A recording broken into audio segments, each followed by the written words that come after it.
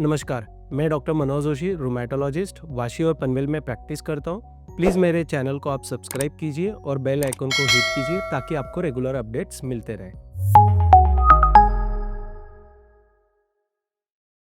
आज हम जानेंगे कि लूपस या एसएलई इस बीमारी में हम लोग कौन से ब्लड टेस्ट करवाते हैं।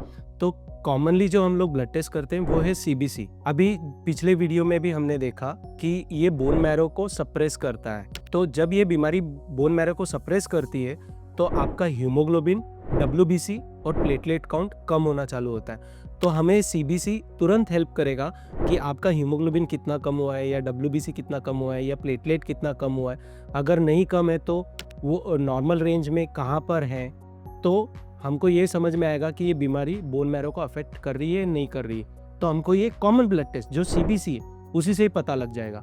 सीबीसी के अलावा जो हम लोग कॉमनली टेस्ट करते हैं वो है क्रिएटिनिन।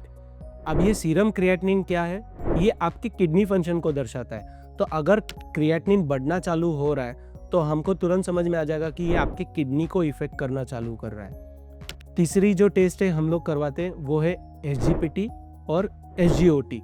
एसजीपीटी और एसजीओटी ये तीसरी ब्लड टेस्ट है जो हम लोग करवाते हैं। इससे हमें ये समझ में आता है कि क्या आपके मसल्स को इंजरी होना चालू हो रही है या लीवर को इंजरी होना चालू हो रही है या नहीं।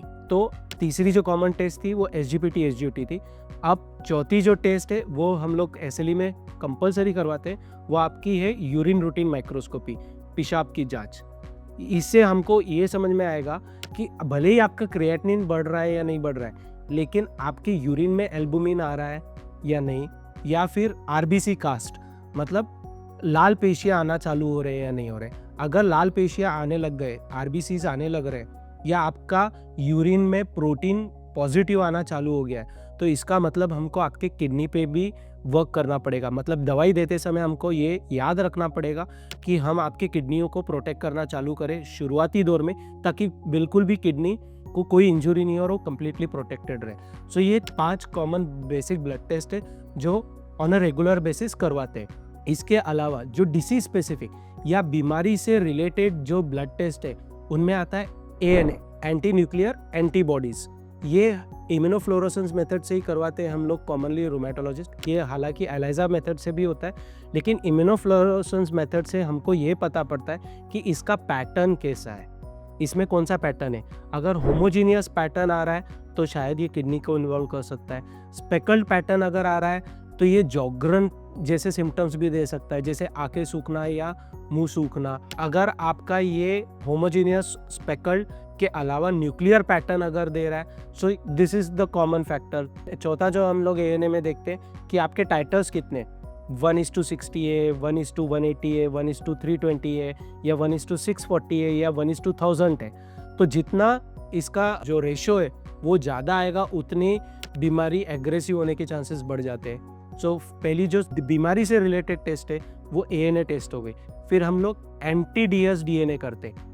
जैसे मैंने बताया कि होमोजीनियस पैटर्न अगर आ रहा है तो वो किडनी को प्रॉब्लम दे सकता है। तो ये होमोजीनियस पैटर्न आपके एंटी-डीएस डीएनए इस ब्लड रिपोर्ट से रिलेटेड हो सकता है। हमने ये देखा है कि जब भी होमोजीनियस पैटर्न अगर एसएलई के एएनए रिपोर्ट में आ रहा है तो ये एंटी-डीएस डीएनए भी पॉजिटिव होने की पॉसिबिलिटी बढ़ जाती है। उसके साथ साथ एंटी स्मिथ एंटीबॉडीज हम लोग करवाते हैं, रोला एंटीबॉडीज करवाते हैं, U1-RNP एक टेस्ट है वो भी हम लोग कराते हैं। तो इस सब को हम लोग बोलते हैं एएनए प्रोफाइल।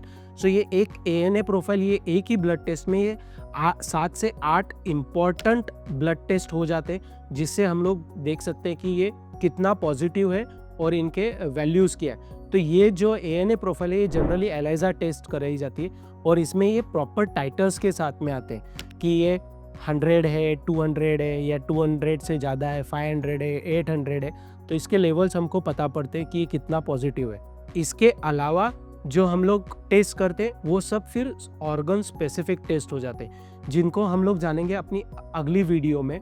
लेकिन इस वीडियो में ये कॉमन ब्लड टेस्ट है जिनको हम लोग करवाते हैं अगर हम लोग एसएलई डायग्नोस करने की कोशिश कर रहे हैं। तो इस वीडियो में हमने जाना कि कौन कौन से ब्लड टेस्ट कॉमनली हो रहे हैं और डिसीज स्पेसिफिक टेस्ट कौन से हो रहे हैं। अगर आपके इन चीज़ों से रिलेटेड कोई भी प्रश्न होंगे तो आप हमको कमेंट बॉक्स में पूछ सकते हैं, जिनको हम जवाब देने की कोशिश करेंगे।